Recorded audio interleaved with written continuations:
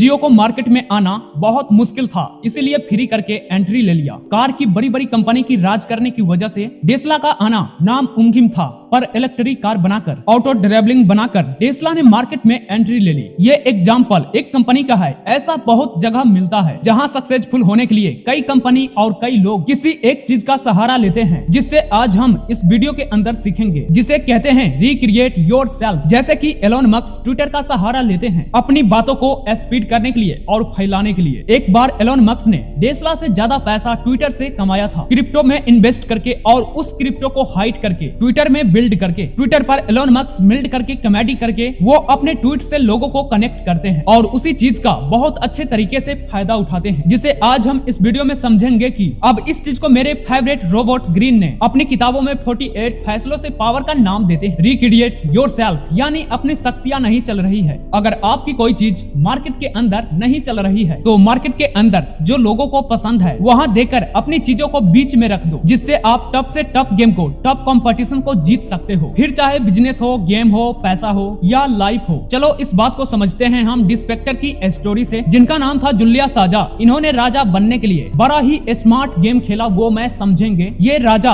वैसे अपनी डैड की वजह से फेमस है, क्योंकि जूलिया को 23 बार छुरा भोग कर दिन दहाड़े खून किया गया था। लेकिन हम इस वीडियो में जानते हैं कि कैसे इन्होंने बहुत ही शानदार तरीके से चीजों का सहारा लिया और वो बादशाह बन गए। जूलिया खुद गरीब घर के थे, जिनके पिता गुजर गए जबकि वो 16 साल के थे, पर उसकी मदर ने उसको बहुत ही सपोर्ट किया। जूलिया सीजा ने अपनी इमेज के दम पर खुद को रोम को बादशाह बनाया, जो उस वक्त दुनिया की सबसे ताकतवर एम्पायर था। तो ये कैसे किया? तो खेल शुरू होता है। पुराने जमाने में रोम के लोग इंटरनेट के बहुत दीवाने थे। वो शेक्सपियर की सेक्स देखते थे, लीडर फाइट करते थे जिसमें 2 लोग तलवार से बाजी करते थे, तब तक एक लीडर मर न जाए। और उस वक्त लोगों थिएटर का बहुत दीवाने थे। जूली को समझ आ गया कि लोगों के बीच में अगर पहचान बनानी है तो जो उसको पसंद है वो देते हैं। जूलियो को किंग बनना था, पर ऐसा ही नहीं बन पाते, इसलिए इन्होंने एक स्ट्रेटजी बनाई। लोगों को जो पसंद है वो प्रोवाइड करके वो फेमस होना चाहते थे, तो इन्होंने आप चॉइस करना शुरू किया। इन्होंने चॉइस को और पब्लिक जेम्स को एक अलग किया, एक अलग लेवल पर पहुंचा दिया। बहुत बार जूलियस ने अपनी जेब की पैसे डाल करके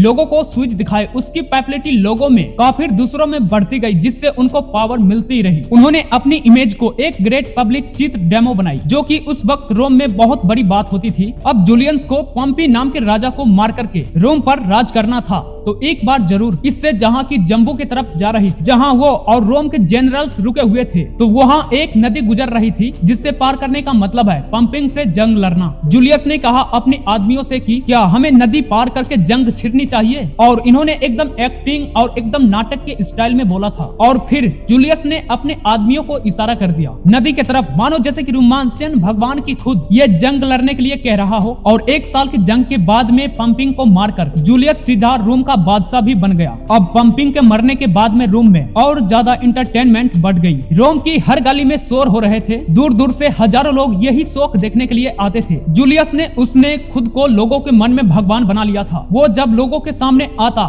तो बहुत ही शांत से सबसे महंगे कपड़े पहनकर आता था, एक बहुत बड़े बादशाह की तरह अपनी स्टाइल रखते थे। और जूलियस को पता था कि थोड़ा बहुत बोलकर बहुत कुछ कैसे कहते हैं। कहने का मतलब है दोस्तों, आप जिस भी फील्ड में जा रहे हो उस फील्ड का हीरो नहीं बल्कि उसका बाप बन जाओ। ऐसे मोटिवेशनल वीडियो देखने के लिए या बिजनेस कोर्स लेने के लिए आप हमारी चैनल को सब्सक्राइब कर सकते। चलिए मिलते हैं अगले वीडियो के साथ। जय हिंद, वंदे मातरम।